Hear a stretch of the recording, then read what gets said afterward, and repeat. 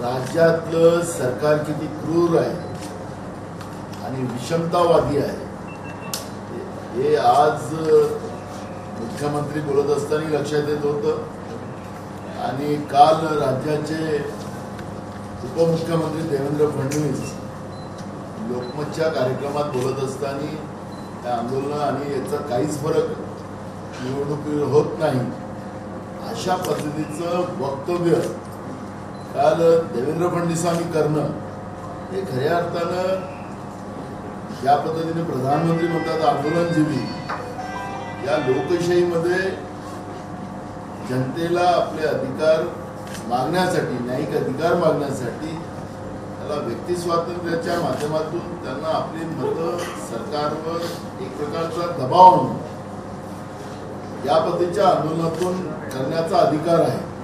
इंग्रजांच्या विरोधातही सुद्धा महात्मा गांधीजींनी या पद्धतीचे आंदोलन केलेले आहे पण ज्यांना इतिहासच माहिती नाही ज्यांनी कधी स्वातंत्र्याची लढाई लढली नाही अशी लोक जेव्हा सत्तेत बसली त्यांची क्रूरता किती असेल हा अंदाज आता आपल्याला पाहायला मिळते आहे।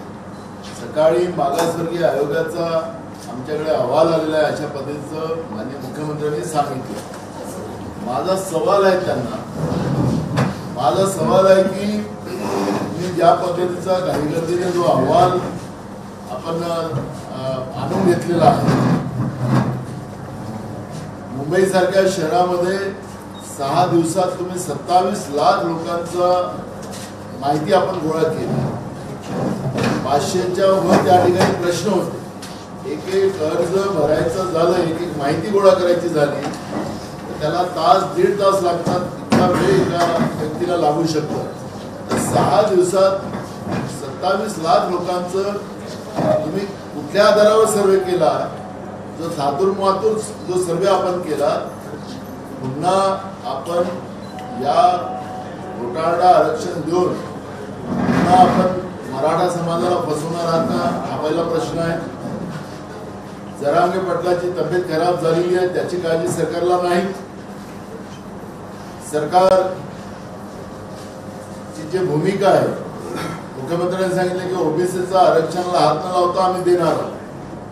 आम्ही हिवाळी अधिवेशनामध्ये सरकारला या प्रश्नाचा जवाब विचारला सरकारने स्पष्ट करावं की कसं काय करणार आहे सरकार त्याची भूमिका मांडायला तयार आहे आणि या पद्धतीनं जे थोतांड महाराष्ट्रामध्ये या सरकारच्या विरोधात जे सुरू आहे जनतेला फसवण्याचं काम सुरू आहे तरुणांना फसवण्याचं काम चालू आहे शेतकऱ्यांना फसवण्याचं काम चालू आहे त्याचं उत्तर सरकार देऊ शकत नाही आणि म्हणून जे काही तातडीनं सरकार 2 दिवसाचं अधिवेशन बोलवते आहे त्याच्यामध्ये आणलेल्या सगळ्या बिलावर चर्चा सरकारने केली पाहिजे ही भूमिका आमची आहे। 2018 मध्ये याच पद्धतीनं देवेंद्र फडणवीसांनी सगळ्यांची सहमती घेऊन एकमताचा ठराव करून त्यावेळेस मराठ्यांना आरक्षण देण्याचा ठराव पारित करून घेतलेला होता पण नंतर माननीय सुप्रीम कोर्टाने ज्या पद्धतीनं त्या ठरावावर ताशेरे ओढले सरकारवर ताशेरे ओढले पण पर्यायानं विधिमंडळामध्ये आलेल्या सगळ्या राज्यभरातल्या सदस्याला त्याचं मत मांडायला त्यावेळेस दिलेलं होतं आणि त्यावेळेसच समजा तिथं चर्चा झाली असती तर त्या बिलामध्ये त्या जो कायदा करत असताना ज्या काही तिथं स्पष्टता यायला पाहिजे होती ती स्पष्टता आली असती आणि त्या स्पष्टतेच्या आधारावर आपल्याला योग्य कायदा त्यावेळेस करता आला असता।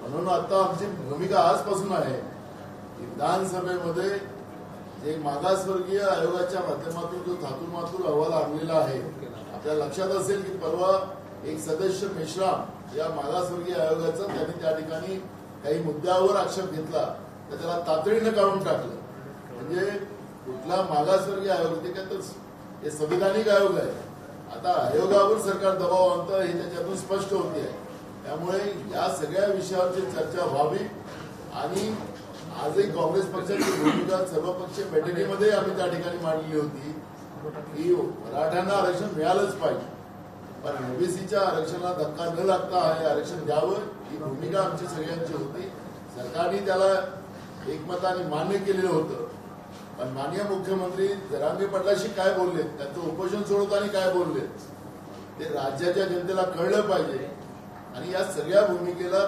स्पष्टता आली पाहिजे.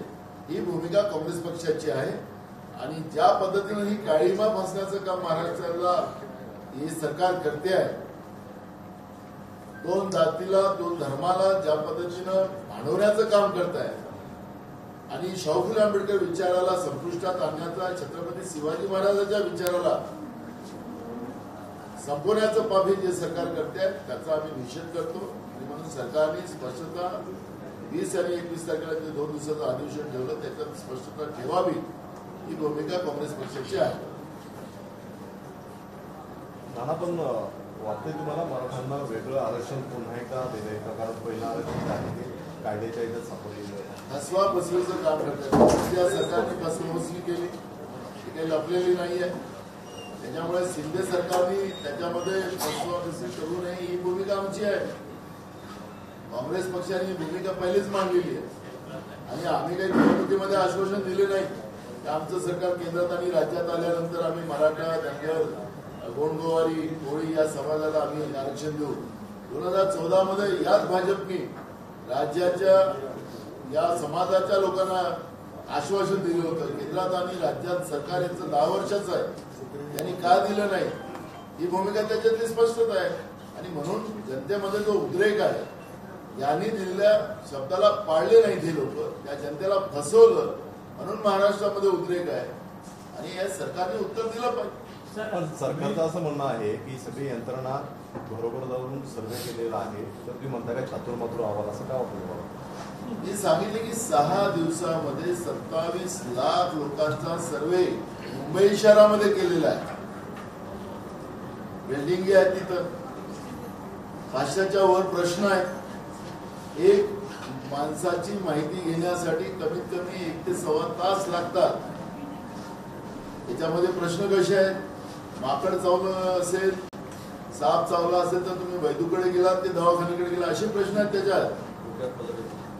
डोक्यात काय डोक्यावर पदर घेतला होता का, हे असे खूप सारे प्रश्न आहेत. त्यामुळे प्रश्नावली पण आम्ही विधानसभेत वाचू. पण मुद्दा असा आहे, चातुर्मातुर हा शब्द आम्ही जाणीवपूर्वक याच्यासाठी बोललो की सरकारने दुरुस्त केलं पाहिजे आणि ज्या पद्धती याला फसवलं गेलं नाही पाहिजे एवढीच भूमिका काँग्रेस पक्षाची.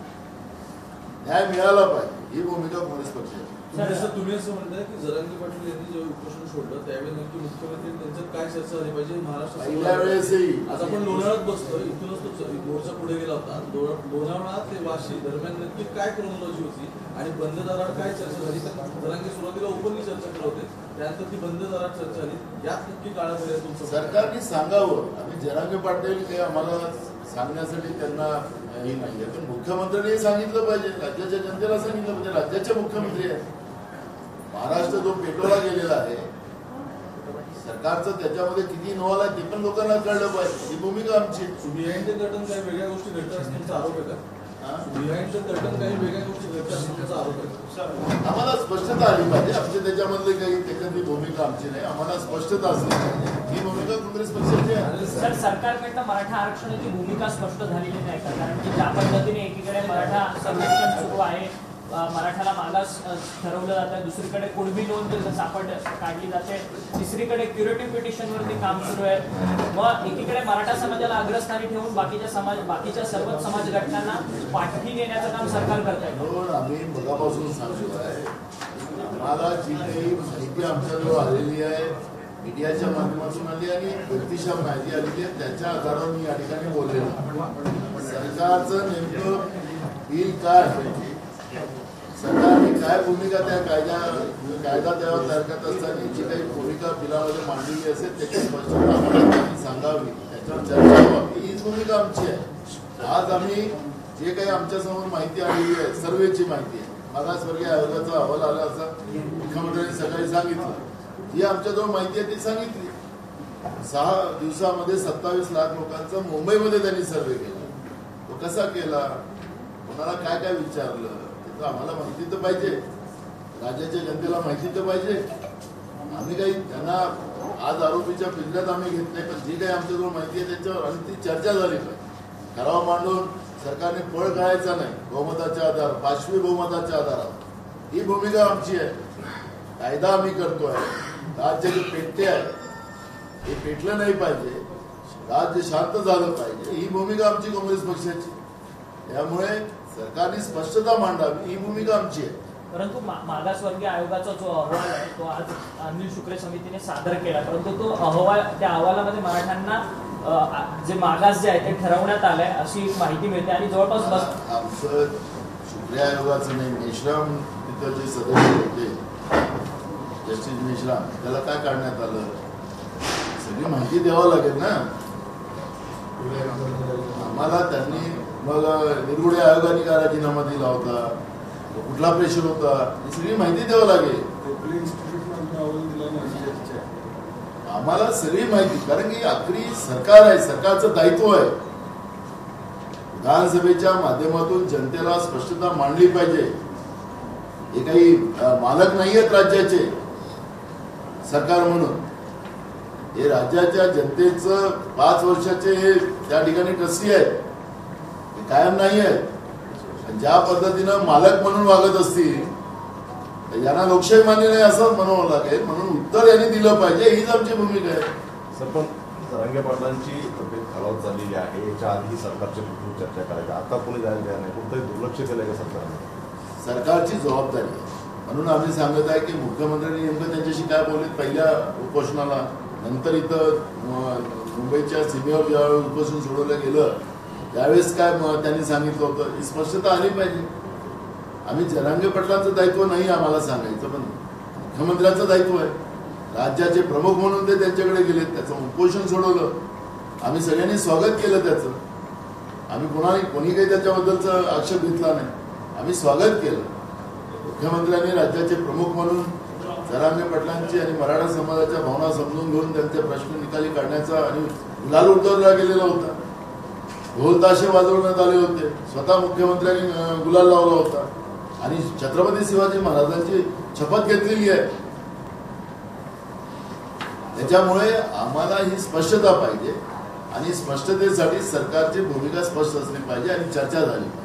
सर, सरकारमध्येच कुठेतरी मतभिन्नता आहे का? कारण की या महायुतीमध्ये एकीकडे सरकारचं तर आम्ही योग्य वेळेस सगळे काढू, सरकारमध्ये काय काय चाललेलं आहे, कोणकोण मंत्र्यांचे काय काय वाद आहेत आणि सरकारची तिजोरी कशी तुटली जाते ते सगळं आमचा जो रेकॉर्ड आहे त्याच्यावर आज चर्चा नाही. आज मुख्यमंत्र्यांनी मागासवर्गीय आयोगाचा अहवाल आम्हाला प्राप्त झाला आणि त्या पद्धतीचा आम्ही कायदा करतोय अशा पद्धतीची भूमिका म्हटली, मी त्याच्यावरच बोलतो. मला त्याच्या पलीकडे हेच नारायण राणे जे केंद्रीय मंत्री आहेत आता सध्या, त्याच्यावर नंतर बोल. मनोज जरांगे पाटलांवरती त्यांनी टीका करताना सांगितलं की मनोज जरांगे पाटील आता खूप नाटकं करत आहेत आणि त्यांची मानसिक स्थिती ढासळलेली वगैरे अशा पद्धतीने ते टीका करतात.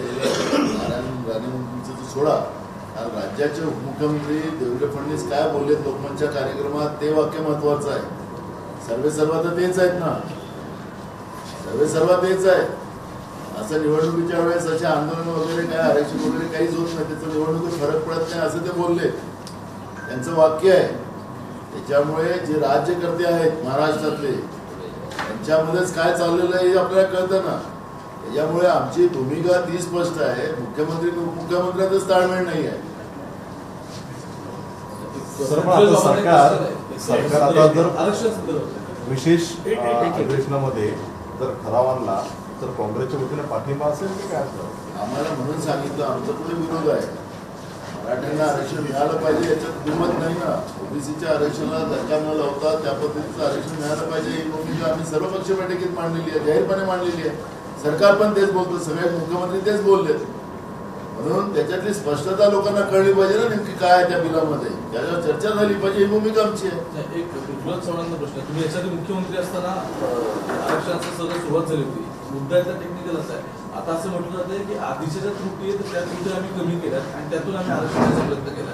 बऱ्याचशा प्रेस कॉन्फरन्समध्ये सुद्धा मुख्यमंत्र्यांनी उल्लेख केला की हायकोर्टामध्ये आरक्षण टिकलं होतं देवेंद्र फडणवीसांनी दिलं, त्याच मार्गावर आम्ही पुढे चालतोय. तो मार्ग तर सुप्रीम कोर्टात जातो तिथून ते आरक्षण पुन्हा पडतं. तर नक्की कशा पद्धतीने त्या टेक्निकल यातल्या गोष्टी त्यांनी केल्या असं वाटतं? हा तुमचा प्रश्न आहे, ठीक आहे. मला त्याबद्दल काही थोडंसं सांगू दे, आपण नंतर घेऊ. पहिल्यांदा जरांगे पाटलांची मुख्यमंत्र्यांची बोलणी त्यानंतर गुलाल उधळला गेला, ढोल ताशाच्या गजरामध्ये प्रश्न सुटला असं सांगितलं गेलं. आज पुन्हा जरांगे पाटील उपोषणाला बसले. कुठंतरी त्यांना दिलेल्या आश्वासनाचा सरकारने भंग केलेला आहे पहिला. दुसरा प्रश्न, त्यांची तब्येत आज फार खराब आहे. माझी सरकारला स्पष्ट मागणी आहे, आत्ताच्या आत्ता एका तासाभराच्या आत मागासवर्गीय आयोगाचा अहवाल वेबसाईटवर टाका, जनतेसमोर ठेवा. तो अहवाल विधिमंडळामध्ये ठेवायची काही गरज नाही, कारण विधिमंडळापेक्षा महाराष्ट्राची जनता सर्वोच्च आहे. आणि तो अहवाल तुम्ही त्या ठिकाणी मांडा आणि 2 तासाच्या आत अध्यादेश काढा. अध्यादेश काढायला विधिमंडळाचं अधिवेशन लागत नाही, पास करायला लागतं. जरांगे पाटलांची तब्येत खराब आहे, ताबडतोब त्यावर काहीतरी मार्ग काढा. आणि आम्ही सुचवतोय की आत्ताच्या आत्ता मागासवर्गीय आयोगाचा अहवाल प्रकाशित करा, महाराष्ट्राच्या जनतेसमोर सादर करा आणि 2 तासाच्या आत तुम्हाला जो काही अध्यादेश काढायचा तो काढा. अध्यादेश काढायला विधिमंडळाचं अधिवेशन लागत नाही, पारित करायला लागतं. आणि 2 तासाच्या आत काय परिस्थिती आहे ते महाराष्ट्राच्या जनतेसमोर, आमच्या समोर आणि जरांगे पाटलांच्या समोर घेऊ द्या. तुम्ही 20 तारखेची वाट कशाला पाहताय? त्यांच्या जीविताला काही धोका झाला तर त्याची जबाबदारी कोणाची असणार? एबीपी माझा, उघडा डोळे बघा नीट.